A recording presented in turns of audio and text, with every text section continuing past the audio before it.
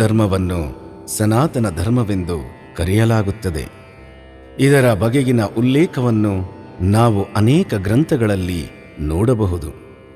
ಇದು ವಿಶ್ವದ ಅತ್ಯಂತ ಹಳೆಯ ಧರ್ಮಗಳಲ್ಲಿ ಒಂದಾಗಿದೆ. ಸನಾತನ ಧರ್ಮ ಎಂದರೆ ಶಾಶ್ವತ ಧರ್ಮ ಅಥವಾ ಸದೈವವನ್ನು ಪಾಲಿಸುವ ಧರ್ಮ. ಇದು ಹಿಂದೂ ಧರ್ಮಕ್ಕೆ ಮತ್ತೊಂದು ಹೆಸರು.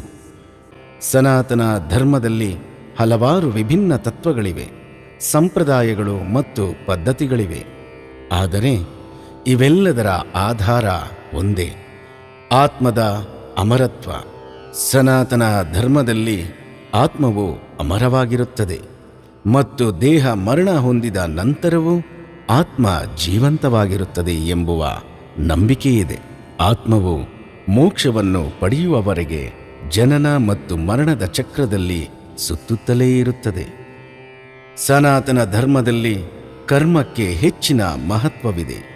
ನಮ್ಮ ಪ್ರಸ್ತುತ ಜನ್ಮದಲ್ಲಿ ಮಾಡಿದ ಕರ್ಮವು ನಮ್ಮ ಮುಂದಿನ ಜನ್ಮದಲ್ಲಿ ನಿರ್ಧರಿಸುತ್ತದೆ ಎನ್ನುವ ನಂಬಿಕೆ ಹಿಂದೂ ಧರ್ಮದಲ್ಲಿದೆ.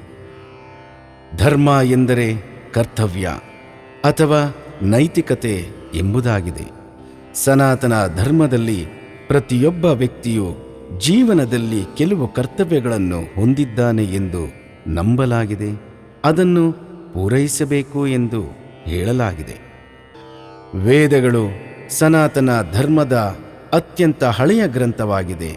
ಋಗ್ವೇದ, ಯಜುರ್ವೇದ, ಸಾಮವೇದ ಮತ್ತು ಅಥರ್ವಣ ವೇದವನ್ನು ವೇದಗಳಲ್ಲಿನ ವಿಧಗಳು ಎಂದು ಕರೆಯಲಾಗುತ್ತದೆ.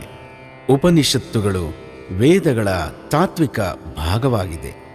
ಇವುಗಳಲ್ಲಿ ಆತ್ಮ, ಬ್ರಹ್ಮ, ಮೋಕ್ಷ ಇತ್ಯಾದಿಗಳ ಬಗ್ಗೆ ಹೇಳಲಾಗುತ್ತದೆ. ಸನಾತನ ಧರ್ಮದಲ್ಲಿ ಮಹಾಭಾರತದ ಸಾರವನ್ನು ಒಳಗೊಂಡಿರುವ ಪವಿತ್ರ ಗ್ರಂಥವೇ ಈ ಭಗವದ್ಗೀತೆ. ಕೃಷ್ಣನು ಅರ್ಜುನನಿಗೆ ನೀಡಿದ ಜೀವನ ಮೌಲ್ಯವನ್ನು ಇದು ಒಳಗೊಂಡಿದೆ.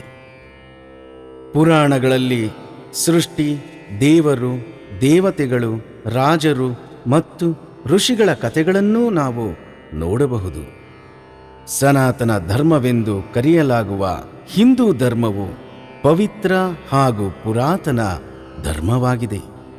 ಈ ಧರ್ಮದಲ್ಲಿ ಓರ್ವ ವ್ಯಕ್ತಿಯು ತನ್ನ ಜನನದಿಂದ ಮರಣದವರೆಗೆ ಯಾವೆಲ್ಲ ನಿಯಮಗಳನ್ನು ಅನುಸರಿಸಬೇಕೆಂದು ಉಲ್ಲೇಖಿಸಲಾಗಿದೆ.